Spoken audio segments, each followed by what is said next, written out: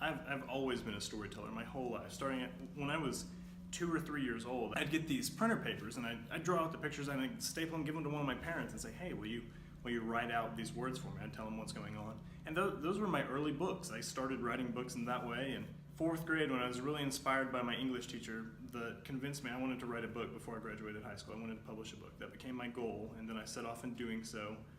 It took 2 or 3 attempts, and with the third manuscript I wrote, I got accepted for publication, and Creepers came out my senior year.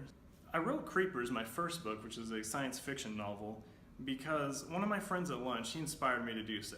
We're sitting there casually eating our sandwiches, and he says, bro, you should write a zombie book, because zombies are so cool. Special is my book that's coming out in August. It's an anti-bullying book about a boy with Down syndrome who befriends a cheerleader, and she's really afraid of being judged by others. Isaac, who is used to being judged by others for his disability, they learn a whole lot from each other, and Isaac really teaches her to open her eyes about many different things in the world that she's never really seen this way. I've always loved podcasting. It was a personal favorite of mine as a listener.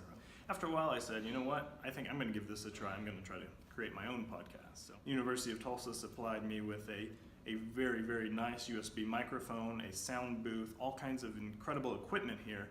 And being armed with this equipment, it really expanded the abilities that I had with the podcast. So I wrote a 7-episode script of The Others about a man who gets stranded on an island. His plane goes down and he gets washed onto an island and kind of struggles with keeping his sanity. The podcast was downloaded 1.5 million times so far, and it has just blown my mind how well it's been received. And I was even contacted about some podcasting host company wanted to buy a second season of The Others from me.